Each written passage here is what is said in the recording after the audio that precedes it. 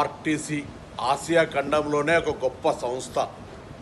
తెలంగాణ వస్తే మా జీవితాలు బాగుపడతాయని తెలంగాణ ఉద్యమ సకల జనుల సమ్మెలో నహీ చలేగా బస్కా పయ్యా నహీ చలేగా అని తెలంగాణ సాధనలో వాళ్ళ భాగస్వామ్యాన్ని చూపెట్టారు. కానీ తెలంగాణ రాష్ట్రం ఏర్పడ్డ తర్వాత ముఖ్యమంత్రి వైస్రాయ్ హోటల్లో సమావేశం పెట్టి ఆర్టీసీ కార్మికులకు అనేకంగా లాభాలు చేస్తారు కావచ్చు అనుకున్నారు. తదుపరి 9 సంవత్సరాల కాలంకు చూస్తే ఆర్టీసీ కార్మికులు ముక్కుకు భూమికి రాయాల్సిన పరిస్థితి ఏర్పడ్డది. ఆర్టీసీ నిర్వీర్యం అయిపోయింది.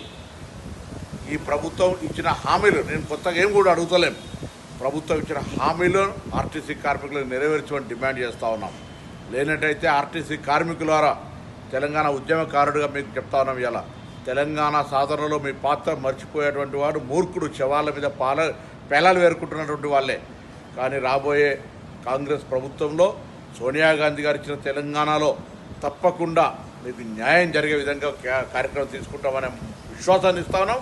దయచేసి నేను ముఖ్యమంత్రిని డిమాండ్ చేస్తున్నాం, ఆర్టీసీని నిలబెట్టడానికి ఇది ఒక లైఫ్ లైన్, ప్రజా సామాన్యులకు రవాణా వ్యవస్థ. ఇది మీరేమో పూర్తిగా సంస్థను నిర్వీర్యం చేసినటువంటి సందర్భంగా దాన్ని తిరిగి పైకి తీసుకురావడానికి ఆసియా ఖండంలోనే కాదు, ఆర్టీసీ మనం నెంబర్ 1 ఉండే విధంగా ప్రయత్నాలు చేపట్టమని నేను కోరుతా ఉన్నాను. లేనట్టయితే ఆర్టీసీ కార్మికులకు సంబంధించి విశ్వాసం ఇస్తా ఉన్నా, ధైర్యంగా ఉండండి, రాబోయేది మన కాలం.